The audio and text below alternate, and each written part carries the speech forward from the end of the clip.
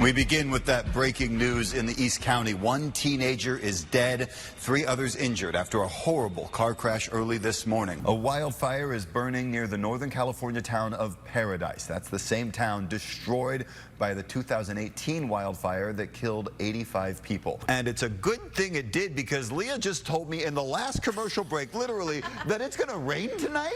Okay, it's not heavy rain, it's drizzle. It's still rain. And just on the surface level, look at how bad it is. Parts of the asphalt pushed up at cracks. This section forced almost 3 inches above the ground. This area was covered with water just a few hours ago, and the people who live in those houses woke up to a catastrophe. And I actually just got an email from the USGA. They say despite all this fog, as of right now, tee times are still on as scheduled. Vanessa, thousands of people got their first chance to ride the Blue Line today. You can see it's still pretty busy on board. It was actually packed. We were stuffed in here like sardines, and you can tell there is a lot of excitement for this extension to open in San Diego.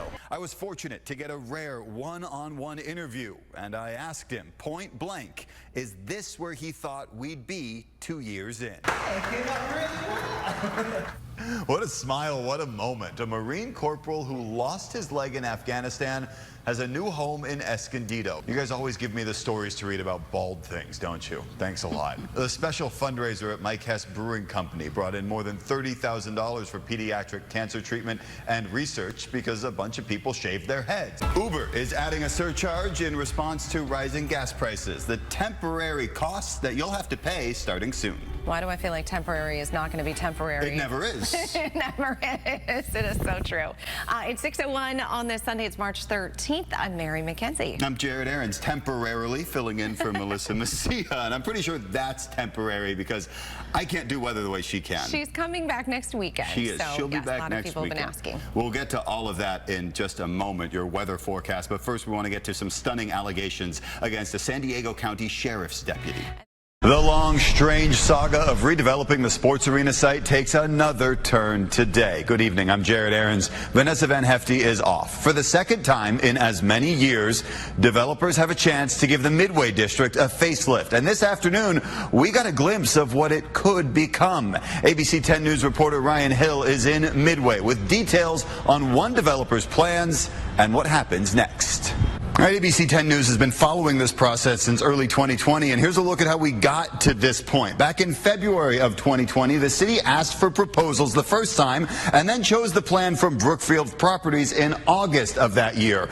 Meanwhile, in November of 2020, voters passed Measure E, which would allow development over 30 feet high in the Midway District. But now that measure is being challenged in court. And in August of 2021, the state ruled that the Brookfield proposal didn't meet affordable housing requirements in the Surplus Land Act. So the city had to start all over. That's what brings us back to now. By law, at least 25% of all housing on that site must be reserved for affordable housing. And you can stay on top of all of the latest developments to the sports arena site with the ABC 10 News mobile app. It is free in the App Store and Google Play.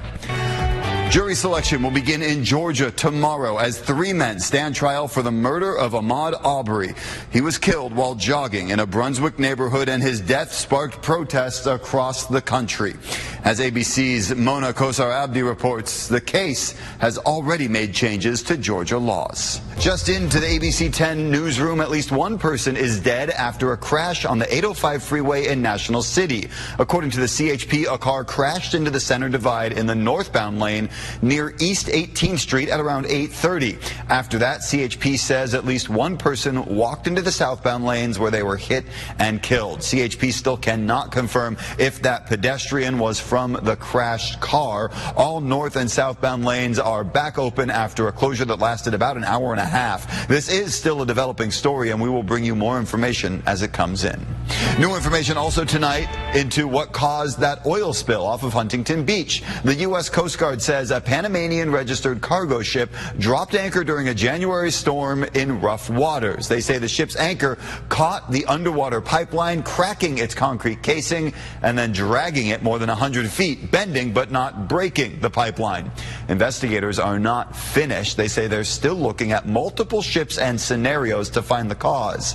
The leak sent around 25,000 gallons of crude oil into Southern California's water. Burns well. A 20-acre planned prescribed burn went out of control this weekend when embers jumped containment lines in Santa Cruz County. That fire is now called the Estrada Fire.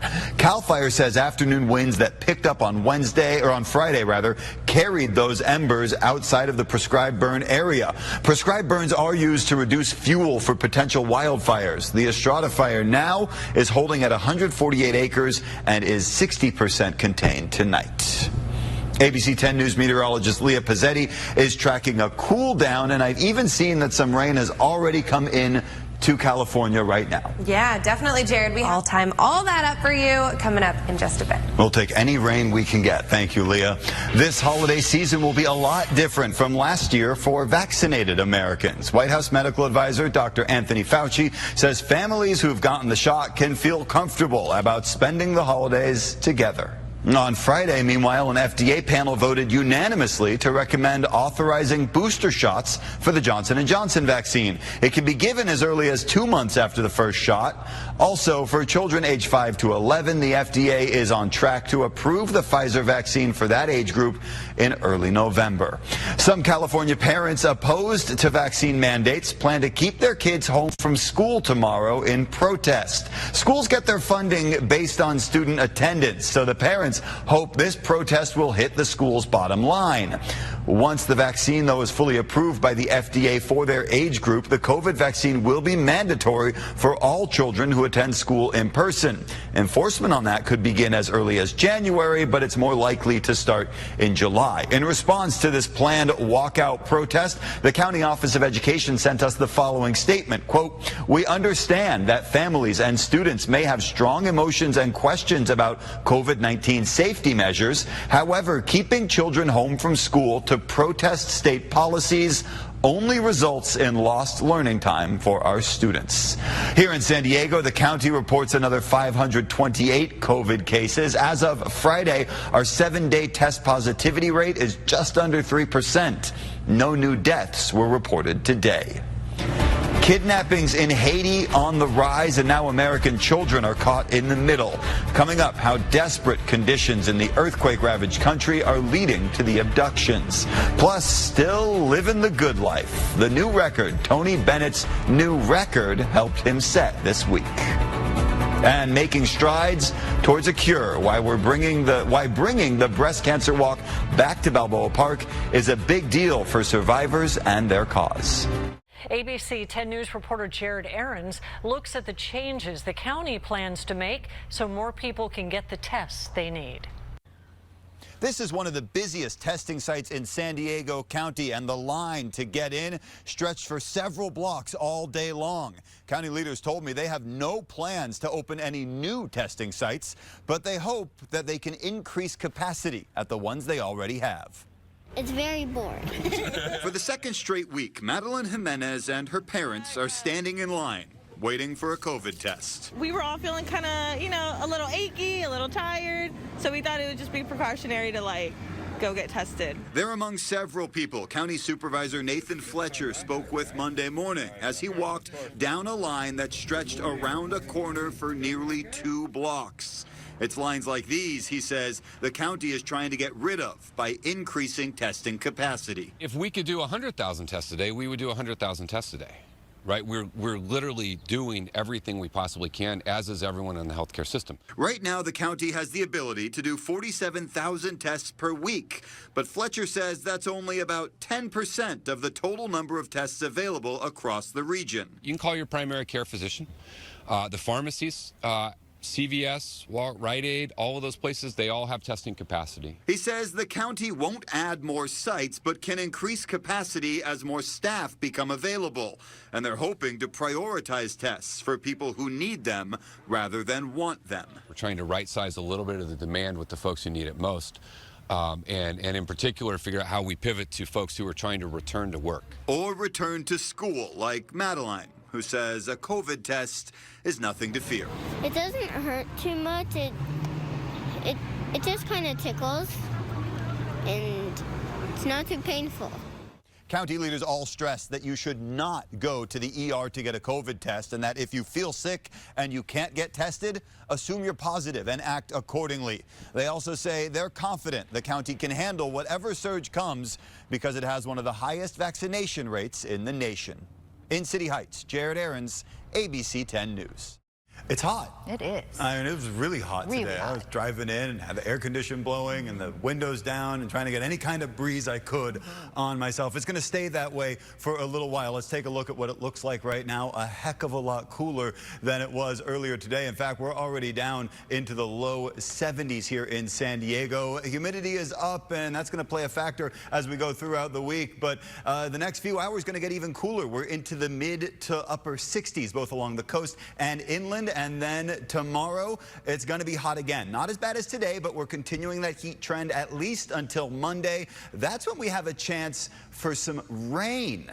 Yeah, you heard that right. And also some significant cooling starting Monday into Tuesday. I'll pinpoint exactly when we can expect to see that rain and how cold it's going to get coming up in our next weather hit. All right, Vanessa. Jared. That's the best sports story we're going to have all day because now we got to talk about the Padres. Aww. Yeah, sorry, folks. Their late season collapse is complete. Their playoff hopes hung on life support entering Saturday's game against the Braves thanks to a 10-24 record since mid-August, and that's bad. So they had to beat the Braves just to stay alive. This was a good start. Adam Frazier with his first home run since joining the team. Friars up 1-0. Then, hey, you guys remember Slam Diego from way back in the day? Yeah, Manny Machado's bringing it back. His big bomb puts the Padres up 7-3 in the fifth, but the bullpen couldn't hold the lead. This is Atlanta's Jorge Soler with a 3-run blast of his own. Atlanta would rally back to tie the game at 7. Padres have an answer, though. In the 6th, Victor Caratini, the RBI single to center. That puts him back on top, 8-7. The Braves would tie it, though, in the 9th, and then in the 10th inning, it's Soler again. The line drive to left plates a run. Braves come away with the 10-8 win, and now the Padres have officially, mathematically, mentally, morally, physically, every way possible been eliminated from the playoffs.